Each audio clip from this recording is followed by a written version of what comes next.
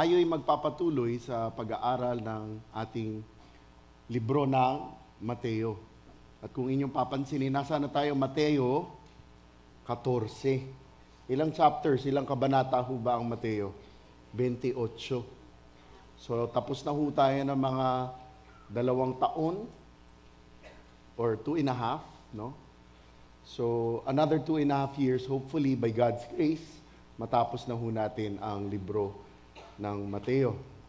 Pinamagatan natin ang pag-aaralan natin sa hapon na ito, ang pag-uusig ng tapat na mensahero.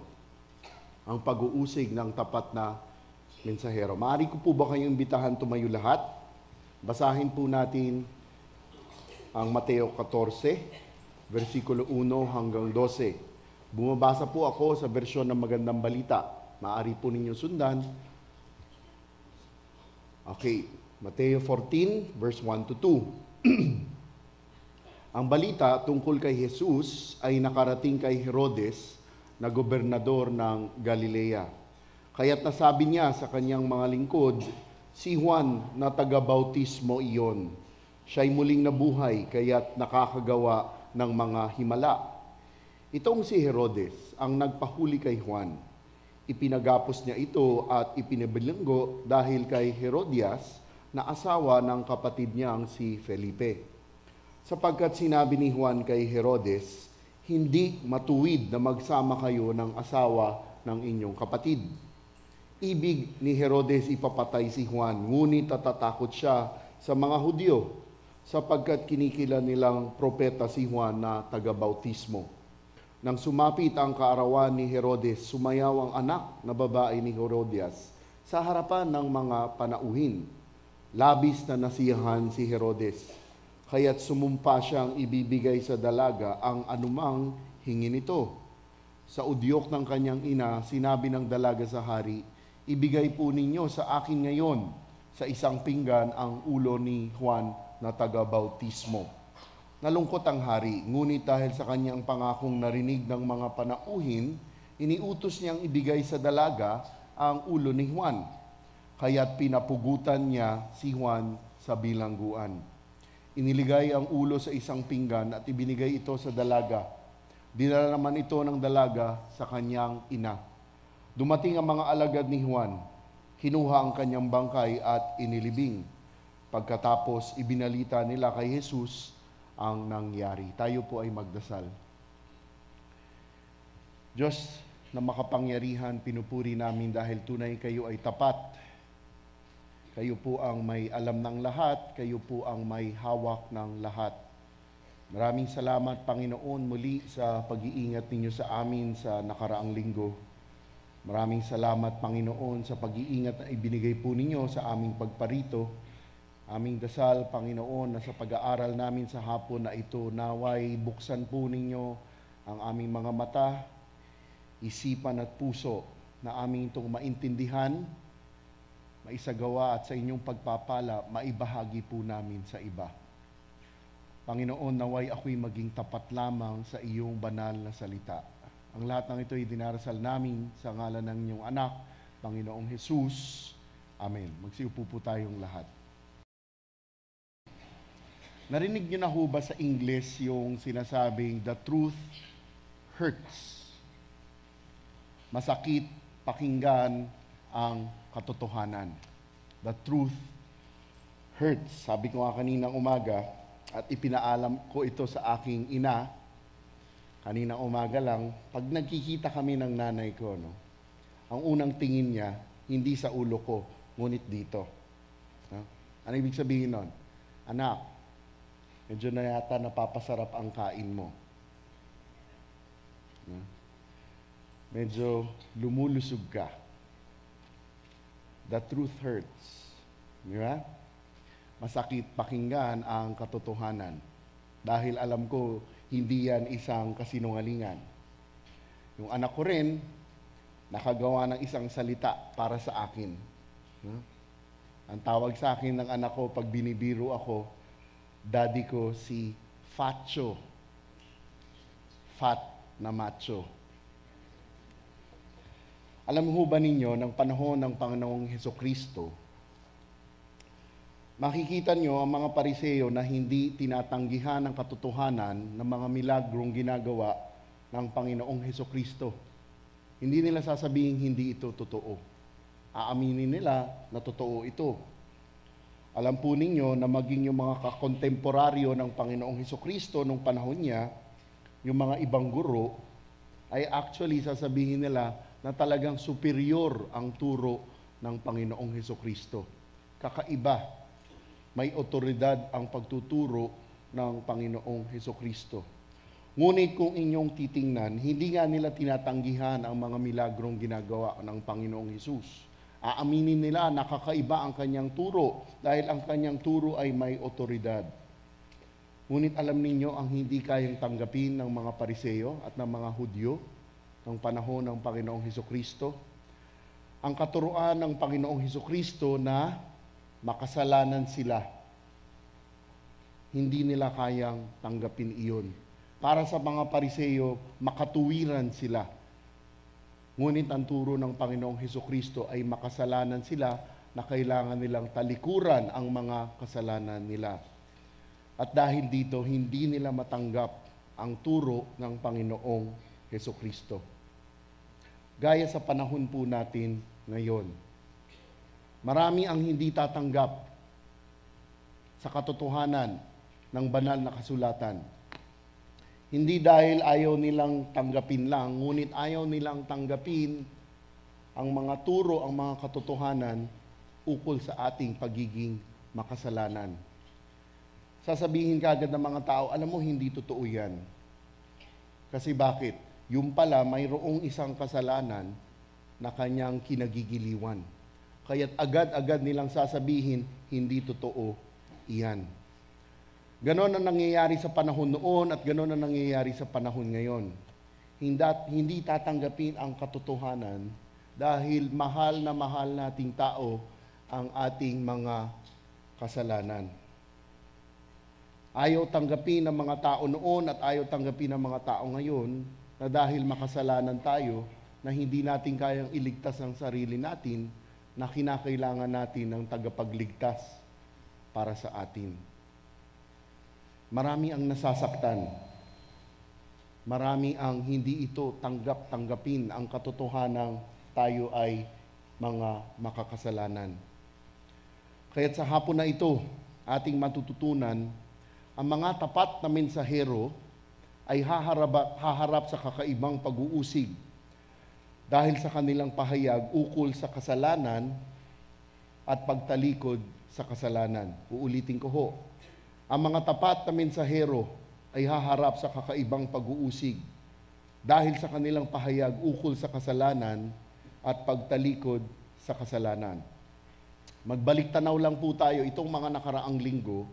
Natapos na ho natin pag-aralan ang iba't ibang mga talinhaga, mga parables. At ang mga talinhagang ito, ang mga parables na ito ay naguukol saan? Sa kaharian ng langit. Nakita natin at itinuro sa atin na ang kaharian ng langit ay magkakaroon ng iba't ibang mga reaksyon sa mga taong makaririnig dito. There will be those who will hear the message and immediately reject the message. There will be those who will hear the message and will externally accept the message, panlabas, mukhang tinatanggap nila, ngunit pagdating na ng problema ay iniiwanan na nila. Ngunit mayroong mga tao na pag narinig ito, ang tingin nila dito ay talagang sobrang halaga, sobrang importante. Kaya't lahat ay gagawin nila para makuha lang nila. Nang nakaraang linggo nga, ang tinuro sa atin ni Pastor EJ ay isang halimbawa. Isang halimbawa ng ano? Na nang umuwi ang Panginoong Hesukristo sa sariling bayan niya, ano ang nangyari? Tinanggihan siya ng sariling bayan niya. At hindi lang yun, kung titingnan nyo yung versikulo mabuti, tinanggihan siya ng sariling bayan niya at tinanggihan siya ng sariling sambahayan niya. Hahatiin natin ang pag-aaral natin sa araw na ito sa tatlong bahagi. Verse 1 hanggang 2, ang tapat na mensahero. Verse 3 hanggang 5, ang tapat na mensahe. verse 6 hanggang 12, ang nakakatakot na pagmamaltrato. Umpisahan ho natin sa verse 1. Ang balita tungkol kay Jesus ay nakarating kay Herodes na gobernador ng Galilea. Okay, makikita natin sa talata na ito na sa panahong nagmiministeryo ang Panginoong Hesukristo sa lugar ng Galilea na ang balita ukol sa kanya ay umabot na. Kanino? Kay Herodes. Si Herodes na gobernador ng Galilea. Okay, sino po ba ang Herodes na ito? Hindi po ito ang Herodes na pumatay ng maraming sanggol na bata sa lugar ng Bethlehem sa kapanganakan ng Panginoong Hesus. Okay, hindi po ito yung Herodes na iyon. Yung Herodes na iyon, ang tawag sa kanya, Herod the Great. Tatay po iyon ng Herodes na ito. Makikita nyo nga sa kasaysayan na si Herod the Great ay maraming mga anak sa iba't ibang babae. At titingnan nga natin ang tatlo dito. Si Herod the Great ay maraming anak at sa mga anak niyang tatlo, hinati ang kanyang kaharian. Yung kaharian kung saan nagahari ang Haring Herodes, Herod the Great, ay hinati sa apat.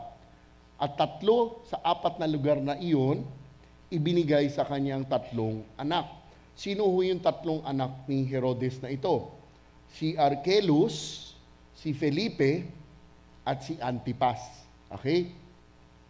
Si Archelaus, ibinigay sa kanya ang area ng Judea at Samaria. Ito ay nasa timog ng Palestino, south of Palestine. Si Archelaus doon. At si Felipe, ibinigay sa kanya ang Iturea at Trachonitis. Saan po yung mga lugar na yun? Yun naman po yung nasa hilaga ng Palestino, north of Palestine. Kaya't si Archelaus ay nasa timog, si Felipe ay nasa hilaga, si Herod Antipas nakuha yung gitna. Ano yung gitna? Ito ang lugar ng Galilea at sa silangan na tinatawag na Perea. Okay? So sa timog, si Archelaus, sa hilaga, si Felipe, sa gitna, si Herod Antipas. Okay, ito yung tinutukoy na gobernador ng Galilea. Si Herod Antipas, sa English, Herod the Tetrarch. Itong Herodes nito ang gobernador ng Galilea. Alam po ninyo mga kapatid, kapansin-pansin lang naman po ninyong makikita sa pag-aaral po nating ito na kahit napakarami na pong buwan ang nagdaan na nagmiministeryo ang Panginoong Hesukristo sa lugar ng Galilea, itong Herodes po na ito ay ngayon lang sa punto ng kwento, ng balitaan, ang ukol sa Panginoong Hesukristo. Naintindihan ho natin, gobernador siya ng Galilea. Ilang buwan na nagtuturo, nagmiministeryo ang Panginoong Hesukristo. Ngunit sa punto lang ito, nabalitaan ni Herodes na ito ang ukol sa Panginoong Hesukristo. Okay, si Herod the Tetrarch, ang gobernador ng Galilea, ay nakatira saan? Sa Tiberias. Okay? Yung Tiberias ay malapit lamang po sa lugar ng Cana, sa lugar ng Nazareth. Walking distance lamang siya. At kung nasaan nyo makikita itong lugar na kaharian ni Herod the Tetrarch, gobernador ng Galilea, ang tawag sa lugar na yon ay Macairus. Okay? Macairus. Napakalapit lamang po nito kung saan nagmiministeryo ang Panginoong Hesukristo. Ang tanong, bakit kaya ngayon lang nabalitaan ni Herodes ang ukol sa Panginoong Hesukristo? Maraming maaaring dahilan kung bakit ngayon lang. Ngunit maaari ako magbigay sa inyo ng kahit dalawa. Una, kung bakit kaya ngayon niya lamang nabalitaan ang ukol sa Panginoong Hesukristo. Datapwat malapit lamang ang Tiberias kung saan nagmiministeryo ang Panginoong Hesukristo. Wala po kayong makikita sa banal na kasulatan na pumunta ang Panginoong Hesukristo sa lugar ng Tiberias. Wala ho kayong makikita sa Biblia na pumunta rito ang Panginoong Hesukristo. Yan po yung isang maaaring unang dahilan. Ikalawang maaaring dahilan. Kaya din siguro na ngayon lang nabalitaan ni Herodes ang Panginoong Hesukristo ay ano? Dahil wala lang talaga siyang interes, wala siyang pakialam ukol sa Panginoong Hesukristo. Herod simply did not care. Masyadong busy si Herod sa sarili niya at sa karangyaan niya. Nawala siyang panahon alamin ang nangyayari sa paligid niya. Di po ba parang ganito tayo sa panahon natin ngayon? Ano ho ang ibig kong sabihin? Alam ho ba ninyo, may nag-survey sa isang bansa dito sa may Asia. Ang bansa na ito ay talagang advanced, modern, mayaman. No?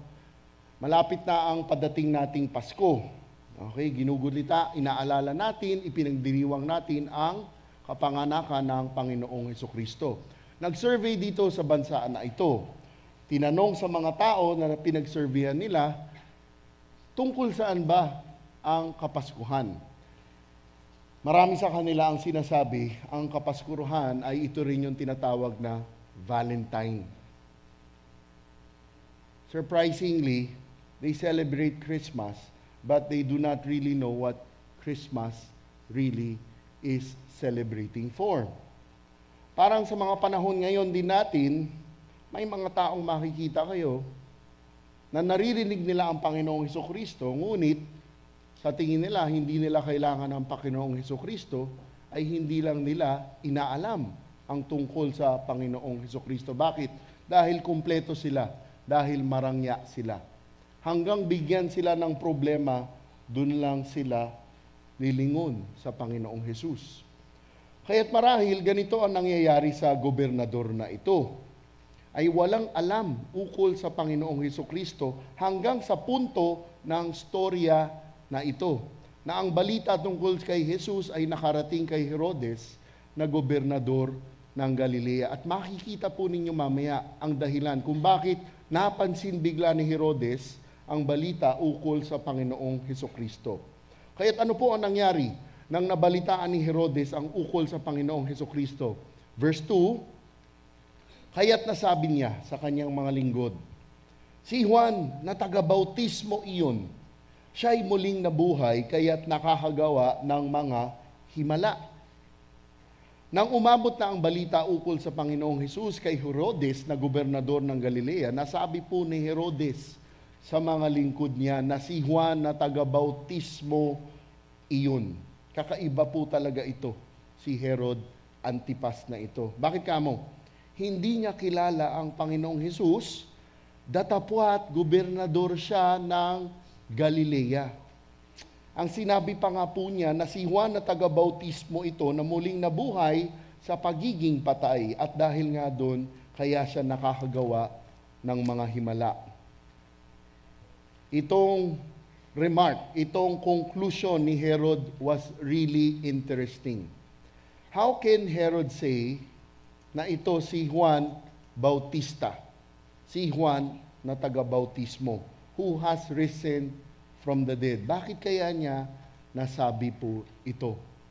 Sa totoo lang ho, nung pinag-aaralan ko po ito, tinitingnan ko mabuti kung bakit kaya ganito ang tugon ng Herodes na ito.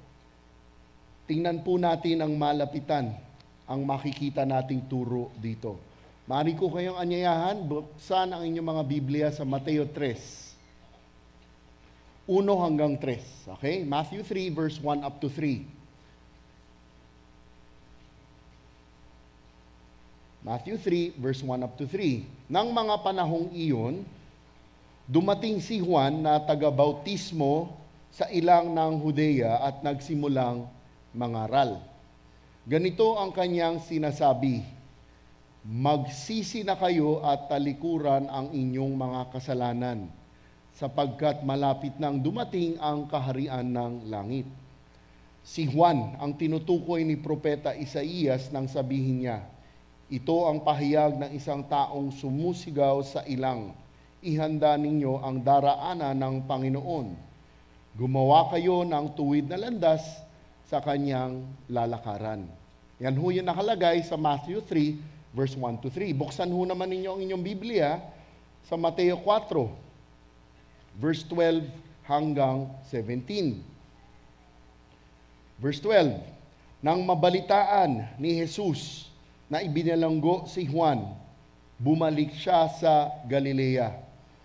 Ngunit hindi na siya sa Nazaret na nirahan, kundi sa bayan ng Capernaum na nasa baybayin ng lawa ng Galilea na sakop ng Zebulun at Naphtali. Talon ho tayo sa verse 17. Magmula noon ay nangaral na si Jesus. Itinuro niyang magsisi na kayo at talikuran ang inyong mga kasalanan sapagkat malapit nang dumating ang kaharian ng langit. Napansin ho ba ninyo yung similarity ng Panginoong Hesukristo at ng Juan na taga-bautismo? Napansin ho ba ninyo? Did you notice the similarity between the Lord Jesus and John? Sa Mateo 3, 1 hanggang 3, Mateo 4, 12 hanggang 17. Ano ho ang napansin ninyo? They preach the same message. They preach the same message. Ano ang mensahe nila? Magsisi na kayo at talikuran ang inyong mga kasalanan, sapagkat malapit nang dumating ang kaharian ng langit. Repent, for the kingdom of heaven is at hand.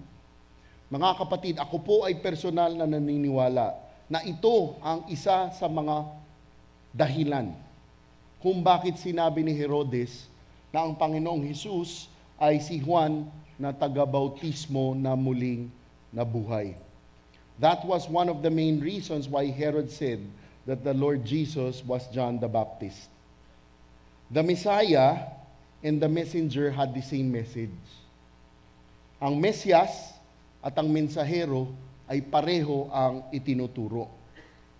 Aking ang tatanungin, ano ba ang mensaheng ibinabalita ninyo?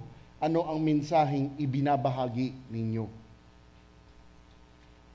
Kaya nga sa sobrang hindi kilala ni Herodes ang Panginoong Hesukristo, nang umabot ang balita sa kanya ukol sa Panginoong Hesus, unang sinabi niya sa mga alagad niya na si Juan na taga-bautismo ito at idinagdag pa po niya na siya'y muling nabuhay kaya't nakakagawa ng mga himala. Ito po ang ating unang prinsipyo. Ang mga tapat na mensahero ng Panginoong Hesukristo ay nakikilala sa kanilang mensaheng ipinahayag ukol sa kasalanan at pagtalikod sa kasalanan. Uulitin ko ho. Ang mga tapat na mensahero ng Panginoong Hesukristo ay nakikilala sa kanilang mensaheng ipinahahayag ukol sa kasalanan at pagtalikod sa kasalanan. Mari ko po ba kayong tanungin, ano po ba ang mensaheng ipinahahayag niyo? Ano po ba ang ating mensaheng ipinahahayag sa mundo? Ito ba ay tunay na salita at mensahe ng Diyos? O baka naman ito ay salita na ng tao na may kahalong salita na lamang ng Panginoong Hesukristo, na mali-mali pa ang konteksto. Naintindihan ho ninyo yan? Do we preach God's word or do we teach man's word? Na nilalagyan na lang natin paunti-unti ng mga bersikulo. At minsan, yung inilalagay pa, mali pa ang konteksto. Kaya nga, ano ang mensaheng ipinahahayag natin? Isa pa hong tanong, kung maririnig ba tayo ng ibang tao ukol sa mensaheng ipinahahayag mo, ano kaya ang kanilang magiging komento? Ang komento kaya nila na ang mensahe mo ay pareho sa Panginoong Hesukristo? O ang mensahe ay nakakaaliw dahil natutuwa o natatawa ang ibang tao? Ganon ho ba yun? When we preach, when we share God's word, is it really God's word? Or do we just use part of God's word and really entertain God's people? Sino po ba talaga ang napapupurihan sa mensaheng ipinahayag natin? Who is glorified? Ang Mesaya ba talaga? O ang mensaherong napakagaling magsalita? Mga kapatid, ang mga tapat na mensahero ay haharap sa kakaibang pag-uusig dahil sa kanilang pahayag ukol sa kasalanan at pagtalikod sa kasalanan. Tingnan ho natin yung ikalawang dipisyon. Kanina ang tapat na mensahero. Ngayon naman ang tapat na mensahe. Mahilig ba kayo sa mga telenovela? Okay. May mga telenovelang huwag ninyong papanoorin, ha? Pakinggan ninyo mabuti ang storya dito. Uy, parang nagising kayo, marinig yung telenovela. Ang tapat na mensahe. Okay, tingnan po natin ang sinabi ni Mateo sa susunod na versikulo. Verse 3. Itong si Herodes ang nagpahuli kay Juan. Ipinagapos niya ito at pinabilanggo dahil kay Herodias na asawa ng kanyang kapatid na si Felipe. Okay, itong si Herodes ang nagpahuli kay Juan. Okay, ano po itong ginawa ni Mateo sa mga susunod na versikulo na ito? Anong ginawa ni Mateo? Si Mateo ay nag-flashback. Diba? Kumbaga sa palabas, sa sine, television, may background music pa, no? Okay? Ito pong si Herodes na gobernador ng Galilea ang nagpahuli kay Juan na taga-bautismo. Ngayon, nakita na natin marahil kung bakit biglang napansin ni Herodes ang balita ukol sa Panginoong Hesukristo. Dahil nga kapareho ng mensahe si Juan na taga-bautismo at ang Panginoong Hesukristo, dahil guilty si Herodes sa ginawa niya kay Juan, biglang napansin niya ngayon ang balita ukol sa Panginoong Hesukristo. Di ba? Parang tayo, pag may kasalanan tayo at guilty tayo, at may nabanggit na ang isang kaibigan mo tungkol sa kasalanan mo, pero walang alam yung kaibigan mo, biglang, ay, alam mo, hindi ako yun. Ito si Herodes. At hindi lang po basta ipinahuli ni Herodes si Juan na taga-bautismo. Ipinagapos niya at ipinabilanggo. Binalanggo na, ginapos pa. Okay, sabi ko nga, kanina, si Herodes na gobernador ng Galilea, hindi siya basta-basta nakatira lang sa lugar ng Galilea. Nandun siya sa medyo mataas na lugar ng Galilea. Ang tawag sa lugar na yon, Tiberius. Okay? Ang ginawa ng tatay ni Herodes na ito, ang ginawa ni Herod the Tetrarch, inayos mabuti yung lugar ng fortress niya. Ang tawag nga doon, Machaerus. Okay? Machaerus. Pinaganda ni Herod the Great yung Machaerus na nasa Tiberius. Pinaganda niya para bakasyonan niya. Summer place ni Herod the Great. At dito, nakatira ang gobernador na ito. Nahukay ng mga archaeologist ngayon itong lugar na ito. Okay? Nakita nila, nahukay nila, at sa paghuhukay nila, may napansin silang isang malalim na hukay na ito pala ay isang kulungan. Paghukay nila na malalim, pagdating doon sa pinakailalim, napansin nila na yung buong paligid, sementado. At sabi nila dahil sementado ito, doon nakakabit ang mga kadena. At sinasabi nila, ito ang naging kulungan ni Juan na taga-bautismo. Nahukay nila ito, nakita nila ito. Kakaiba itong lugar na ito. Pero mo, nakakulong ka na sa ilalim ng lupa at nakakadena ka pa. Kaya nga, ipinabilanggo na, iginapos pa. Dahil kay Herodias na asawa ng kapatid niyang si Felipe. Ang sinasabi po dito, na nakulong, ginapos si Juan na taga-bautismo dahil kay Herodias, na asawa ng kanyang kapatid na si Felipe. Muli ang tanong, ano naman ang koneksyon ng asawa ni Felipe na kapatid ni Herodes kay Juan Bautista? Anong koneksyon nilang dalawa? Tingnan po ninyo ang susunod na versikulo. Verse 4. Sapagkat sinabi ni Juan kay Herodes, hindi matuwid na magsama kayo ng asawa ng inyong kapatid. Okay, mga kapatid, ito ang dahilan kung bakit si Juan na taga-bautismo ay nakakulong. Sapagkat sinabi ni Juan na taga-bautismo kay Herodes na hindi matuwid, Hindi tama na magsama si Herodes at ang asawa ng kapatid niya na si Felipe na ang pangalan ay Herodias. Mga kapatid, ang kinakasama ni Herodes na gobernador ng Galilea ay hindi niya asawa. Ito ay asawa ng kapatid niya. Ang tanong, siguro sasabihin nyo, hindi ba okay naman talaga lang sa mga Hudyo na pakasalan yung asawa ng kapatid mo kung namatay na ang kapatid mo? Tama, mayroong ganon silang katuruan na pag namatay na yung kapatid mo, pwede mong pakasalan yung asawa niya. Kung titingnan nyo sa libro ng Genesis, ganyan ang ginawa sa mga anak ni Judah. Di ba? Si Tamar. Si Tamar, pinakasalan yung panganay na anak ni Judah, namatay. Pinakasalan siya nung sumunod na anak ni Judah, namatay. Tama, pwede talagang pakasalan. Ngunit, alam ho ba ninyo, buhay na buhay ang kapatid ni Herodes na si Felipe. Ganito ho ang storya dito. Si Felipe na kapatid ni Herodes ay hindi pa po patay. Si Felipe po ay naninirahan sa Roma. Okay, lilinawin ko lang ho, hindi ito yung Felipe na may katungkulan, yung binanggit ko kanina. Hindi ito yun. May anak pa si Herod the Great na ibang Felipe. Itong Felipe na asawa ni Herodias ay nakatira sa Roma. Ang Felipe na ito, hindi po nakaupo sa pwesto. Wala po siyang katungkulan. Ordinaryo lamang po siyang isang mamamayan. Ito ang asawa ni Herodias na si Felipe. Ang nangyari, pumunta si Herod Antipas, ang gobernador ng Galilea sa Roma, sa lugar ni Felipe. At ang ginawa ni Herodes na ito ay ano? Inakit niya si Herodias na iwanan si Felipe.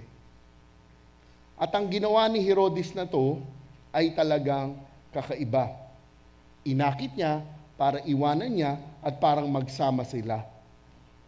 Si Herodias po kasi ay sobrang ambisyosa. Nais talaga niyang matawag siyang isang reyna. If you look at history, Herodias really wanted to be called queen. Ang problema sa asawa niya noon na si Felipe, na isang ordinaryong mamamayan, ay isa lamang ordinaryong mamamayan sa Roma. Kaya't ang ginawa ni Herodias na ito ay iniwan niya ang asawa niya para sumama kay Herodes na gobernador ng Galilea. Career move. At alam po ninyo, si Herodes ay hindi single. May asawa po siya. Ang asawa niya, yung anak ni King Aretas.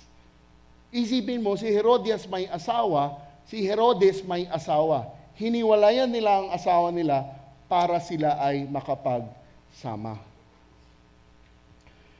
Okay, para talaga ito isang telenovela. At alam nyo, hindi lang yan. Pakinggan nyo to. Mayroon pang isang kwento. Si Herodias na asawa ni Felipe, okay, ulitin ko, dahan-dahanin ko. Si Herodes na asawa ni Felipe ay anak ng kapatid ni Felipe na si Aristobulus. Nakuha ho ninyo yan? Si Herod the Great may mga anak. Isa ron si Herodes, isa ron si Felipe.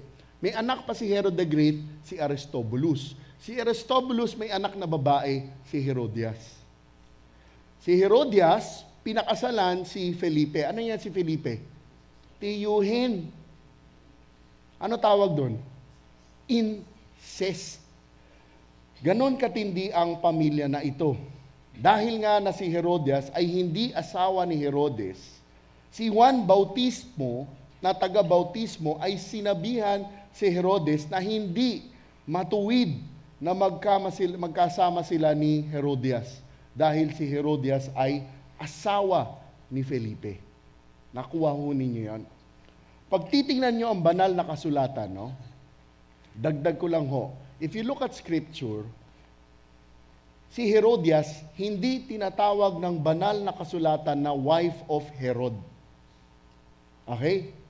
Wife of Philip. Ano ang punto?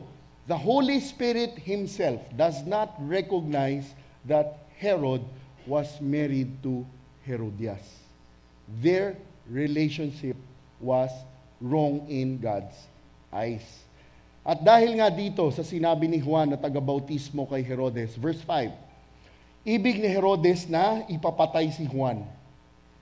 Ngunit natatakot siya sa mga Hudyo sapagkat kinikilala nilang propeta si Juan na taga-bautismo. Dahil sa tindi ng sinasabi ni Juan na taga-bautismo kay Herodes, ay nais niyang ipapatay si Juan Bautista. Ngunit natatakot siya sa mga Hudyo sapagkat kinikilala nilang propeta si Juan na taga-bautismo. Hindi mapapatay ni Herodes si Juan na taga-bautismo dahil sa takot niya sa mga Hudyo. Mga kapatid, dahil kinikilala si Juan ng mga Hudyo na isang propeta, lalong-lalo na itong si Juan na taga-bautismo, dahil kung titingnan nga po ninyo sa kasaysayan nila, itong si Juan na taga-bautismo ay unang propetang dumating matapos ang 400 taong walang propeta. Nakuha ho ninyo yan? For quite some time after Malachi, God was silent to Israel. God never sent a prophet, never sent a fresh message. Wala. Hanggang dumating si Juan na taga-bautismo. That was why some thought na itong si Juan na taga-bautismo ay yung Messiah na. Dahil nga sabik sila.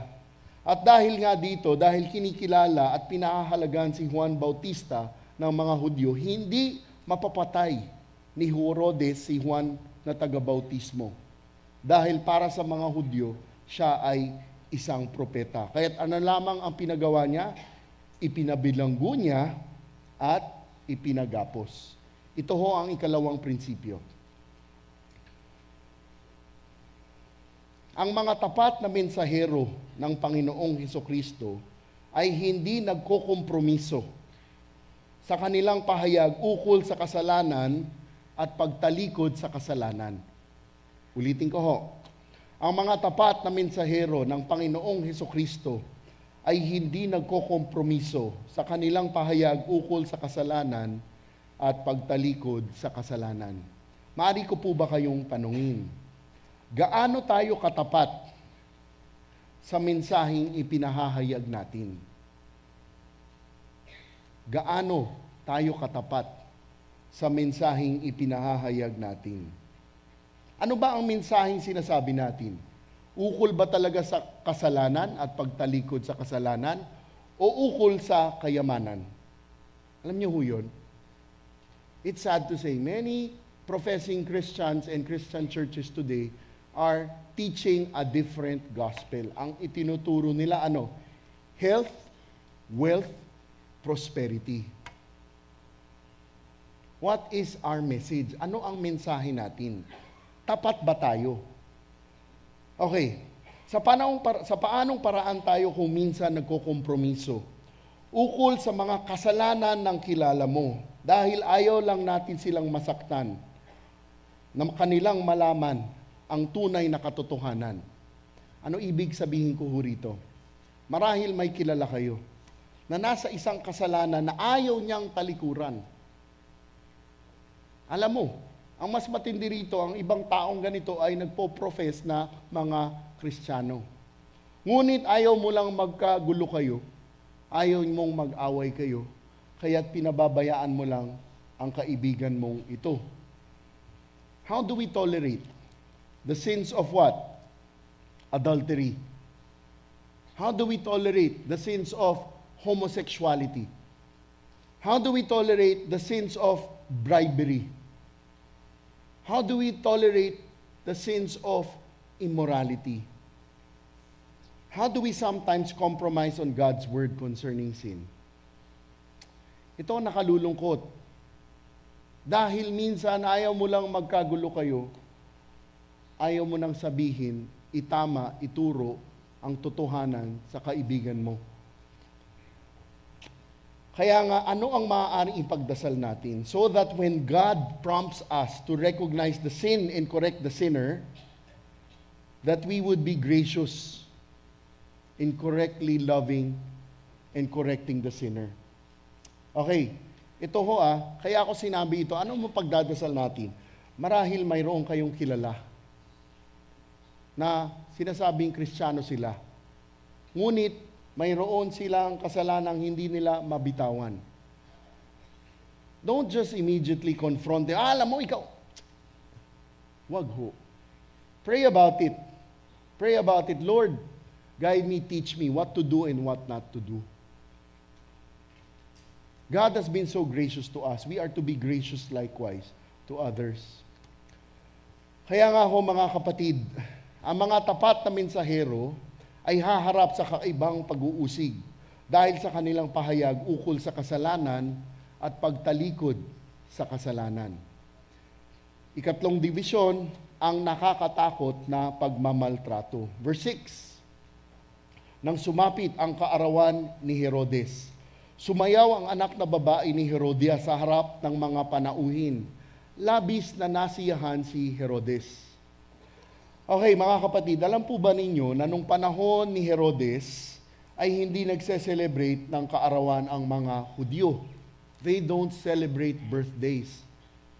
Pero ginugol ko nga nung isang araw, tinignan ko sa internet, kung yung mga Jews ngayon nagse-celebrate ng birthday, oo, nagse-celebrate sila. Ngunit ang konteksto sa ating bersikulo at kwento, hindi nagse-celebrate ng birthday ang mga Hudyo. Okay, at ang mga nagse-celebrate, ang nagdiriwang lang ng kanilang kaarawan ay ang mga Hentil at Pagano. Ang mga Hudyo hindi nagse-celebrate. Ang mga nagse-celebrate ng Hentil at Pagano. At sa konteksto ng pangyayari noon, ganito ang mga birthday nila. Ganito ang mga celebration ng mga Romano at Pagano. Ang mga kasama lang sa pagdiriwang ay mga lalaki. Wala po kayong makikitang guest na babae. At tuwing kaarawan nila ay punong-puno ng laswa. Ang mga birthday nila noon ay kung parang tawagin natin ngayon ay stag party. Katulad nga po ng binanggit dito, tingnan ninyo sa kaarawan nitong Herodes na ito. Sumayaw ang anak na babae ni Herodias sa harap ng mga panauhin. Sadyang kakaiba po talaga ang pamilya na ito. Ang anak mismo ni Herodias kay Felipe ang sumasayaw sa harap ng mga panauhin ni Herodes. Ganon katindi ang pamilya na ito, ganon katindi ang nanay na ito. Naintindihan ho ninyo? All boys ang party nila. At this point, the only woman was Herodias' daughter. Kung inyong titingnan sa banal na kasulatan, hindi nyo makikita ang pangalan ng anak, pangalan ng dalaga na ito.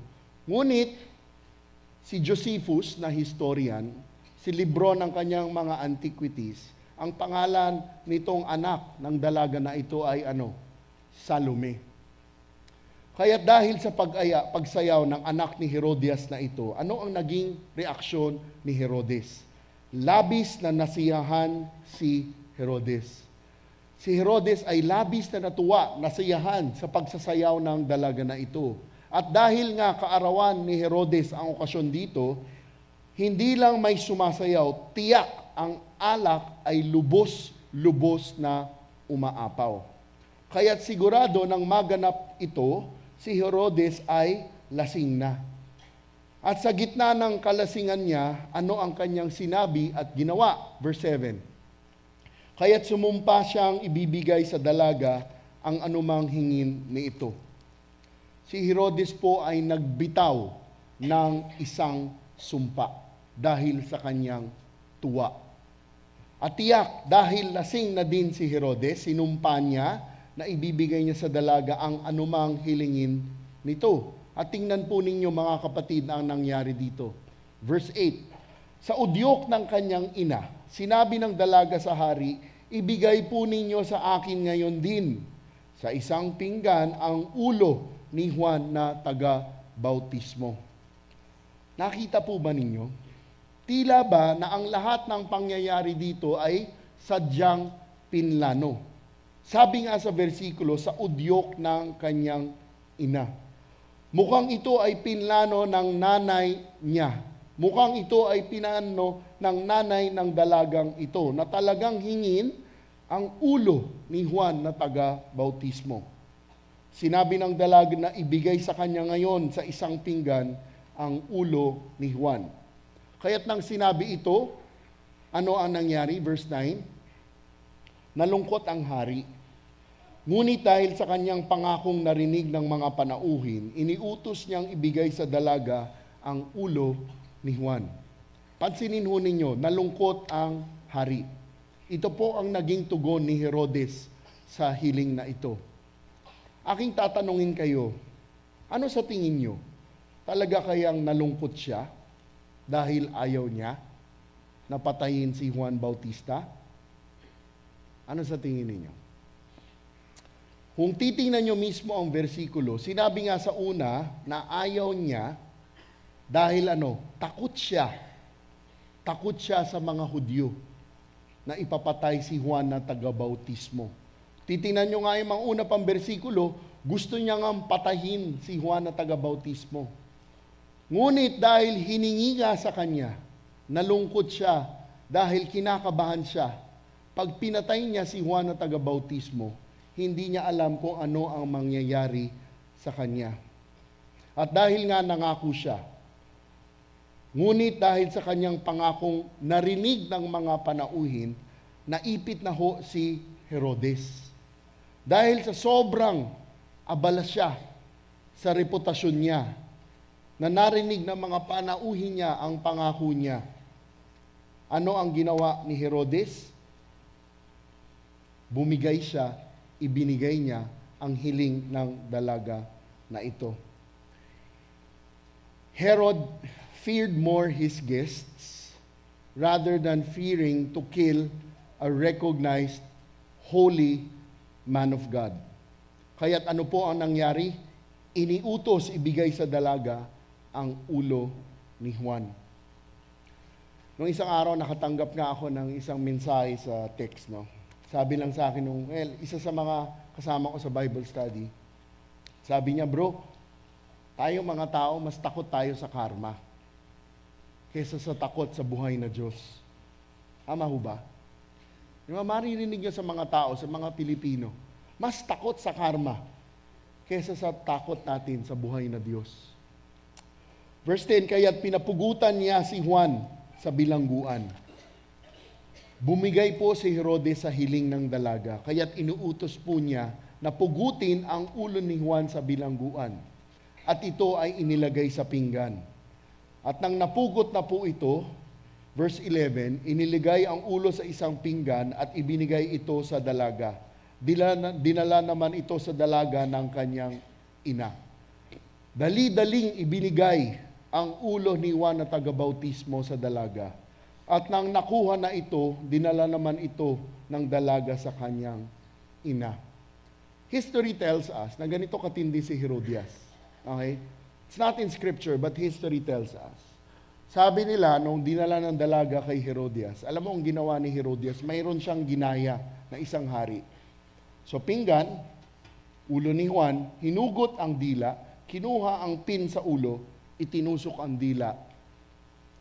Ganon katindi si Herodias na ito. Ganon katindi ang dalaga na ito. Lalong-lalo na ganon katindi si Herodes na ito. What a tragedy.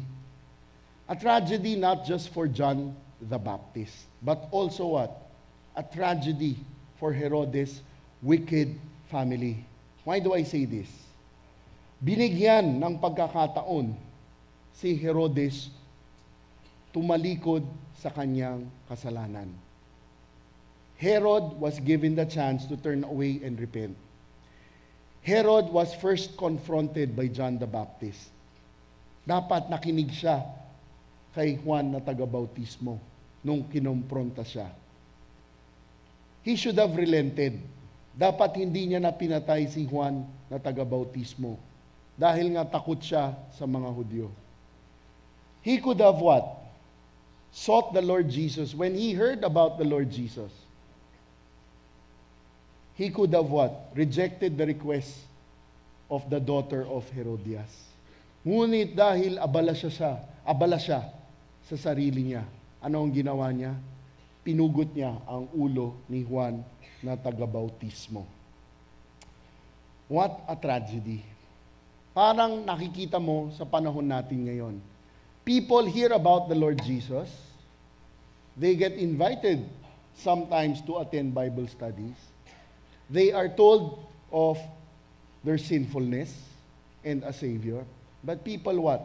Choose what? Choose their sin rather than the Savior.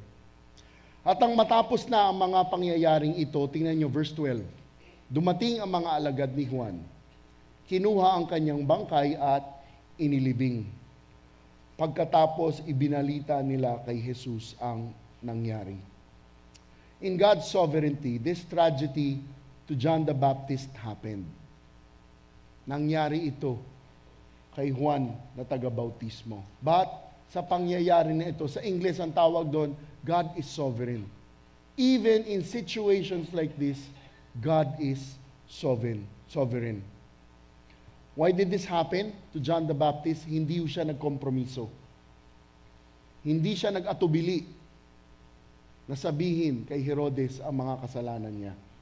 Alam niyo ho ba ang konteksto na ito para maintindihan ninyo? Try to imagine this.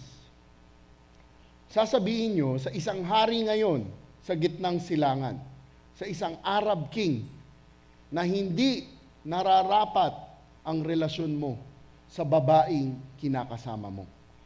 Isipin niyo na lang kung ano kaya ang gagawin sa inyo kung sinabi niyo ito. Ito ho ang ikatlong prinsipyo. Ang mga tapat na mensahero ng Panginoong Hesukristo ay haharap sa tiyak na pag-uusig dahil sa kanilang tapat na paghayag ukol sa kasalanan at pagtalikod sa kasalanan. Ulitin ko ho, ang mga tapat na mensahero ng Panginoong Hesukristo ay haharap sa tiyak na pag-uusig dahil sa kanilang tapat na paghayag ukol sa kasalanan at pagtalikod sa kasalanan. Mari ko po ba kayong tanungin, sa paanong paraan ka nausig na ng ibang tao dahil ikaw ay naging tapat sa paghayag ng mensahe ng Panginoong Hesukristo? Ulitin ko, sa paanong paraan ka na nausig ng ibang tao dahil ikaw ay naging tapat sa paghayag ng mensahe ng Panginoong Hesukristo? Just this morning, after the worship, I talked to someone, nakausap ko siya, kinamusta ko siya, tinanong ko ano man yung pagdasal ko sa kanya. Sabi niya, bro, pagdasal mo ko. Kasi this particular family has been through a lot. Just recently, alam niyo yan, na-angioplasty siya. Napakamahal ng procedure na yon. I don't know, long time ago or just recent, yung asawa niya naman, nagkaroon ng cancer. Financially, hirap na hirap sila. Okay, hirap na hirap. At ang nangyari, napilitan siyang humiram sa mga kapatid niya. Ang problema, mga kapatid niya, hindi pa mga totoong Kristiyano. At alam niyo ba ang hinaharap niya? Sabi niya, bro, pagdasal mo ko, kasi inuusig ako, nape-persecute ako. Sinasabi nila na kaya nangyayari ito dahil tumalikod ako. Sa paanong paraan ka nausig na ng ibang tao dahil sa mensaheng ipinahahayag mo? Ito naman ho, kung sinasabi mong hindi ka pa nausig ng ibang tao, bakit kaya ganito? Bakit kaya ganito? Hindi ka pa nausig. Hindi ko sinasabing paglabas nyo rito, humanap ka ng uusig sa'yo. Okay? Hindi ho ganon. Maaari kasi ang dahilan dahil hindi ka pa nauusig dahil sobra kang invisible Christian. Alam mo yun? Yung mga Kristiyano under the radar, yung ayaw na tahimik. Look, alalahanin natin ito. Kung hindi dahil sa taong nag-share sa'yo ukol sa Panginoong Hesukristo, hindi ka mapupunta rito. Nakuha niyo ho yun? If not for that person, who what? Stood out, shared the gospel to you. Siguro nung sinare sa'yo yung gospel, naalala ko yung disipulo ko no?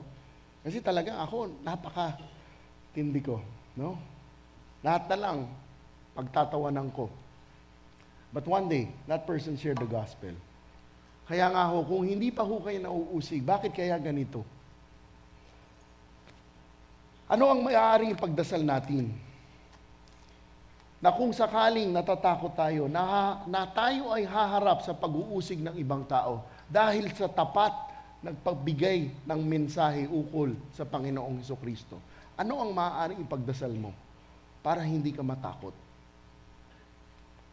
Dahil mas magandang maging tapat tayo na hindi nagkokompromiso kesa magkompromiso tayo para lang matuwa yung ibang tao.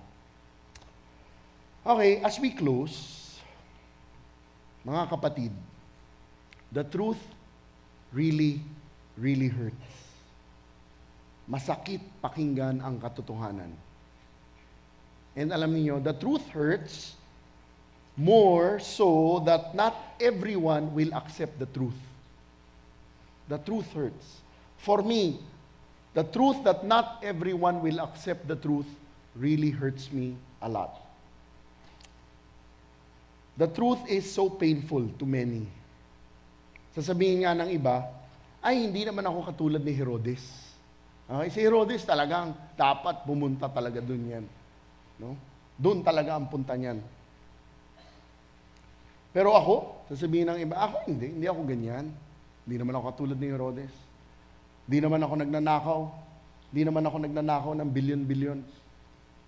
Hindi naman ako pumapatay. Ito lang ang kasalanan ko. You know what? Ang katotohanan, ang kasalanan ay kasalanan. That's the truth.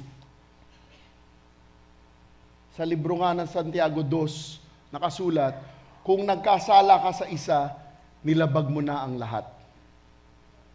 At ang kabayaran sa kasalanan ay ano? Kamatayan. Yan ho ang katotohanan. At ang kabayaran sa kasalanan ay kamatayan ay talagang gagawin ng makapangyarihang Diyos. At alam po pa ninyo, ang katotohanan, wala tayong magagawa para iligtas ang sarili natin sa kaparusahan ng kasalanan. Yan ang katotohanan. Ngunit nakalagay nga sa John 3:16, For God so loved the world that He gave His one and only Son, that whosoever believes in Him will not perish, but have eternal life. That's the truth. Ito ho, hindi nyo tatanggapin ang Panginoong Hesukristo bilang tagapagligtas. Kung hindi nyo tatanggapin na tayo ay makasalanan, napaparusahan ng kamatayan, na wala tayong magagawa para iligtas ang sarili natin. Unless you really see the need for a Savior, you will not turn to a Savior, hindi mo tatanggapin ang tagapagligtas, hindi mo tatanggapin ang Panginoong Hesukristo. Kailangan ho natin munang intindihin na ang Diyos ay banal, tayo ay makasalanan. At paparusahan ng makapangyarihang Diyos ng kamatayan ang kasalanan. If we truly believe that we cannot save ourselves, only then will we truly believe that we need a Savior. Brothers and sisters in the Lord Jesus Christ, I pray that the truth will not hurt you. But I pray that the truth will be able to save you. Let's pray. Father, truly we praise you for you are so faithful, despite us being so sinful, so unfaithful. Lord, maraming salamat muli sa araw na ito. Personal ako nagpapasalamat, Panginoon, sa pag-sustain ninyo sa akin, sa boses ko sa araw na ito. At Panginoon, maraming salamat sa banal na salita ninyo. Tunay, Panginoon, na kayo ay tapat, datapwat kami ay hindi tapat. Aming dasal, Panginoon, na sa pag-uwi po namin, sa paghayag po namin ng mensahe po ninyo, na hindi kami matatakot, hindi kami mag-aatubili, na ibahagi ang salita po ninyo. Aming dasal, Panginoon, na sa mga pagkakataon na mabibigyan nyo kami ng mga taong mababahagingan namin ng magandang balita ng kaligtasan. Huwag kami magkokompromiso. Maging tapat po lamang kami sa inyo. Panginoon, aming dasal na sa aming pag-uwi, pag-ingatan po ninyo kami, maging ang aming mga pamilya. Alam namin, Panginoon, na sa mga pagkakataong ganito, ay nandyan palagi ang kalaban. Ngunit alam namin, Panginoon, na kayo ang kasama namin, na tutulong sa amin, gagabay sa amin. Aming dasal, Panginoon, na sa linggong ito, ang patuloy na pag-iingat po ninyo. At ang lahat ng ito ay dinarasal namin sa ngalan ng inyong anak, Panginoong Jesus. Amen. Palakpakan po natin ang Panginoong Diyos.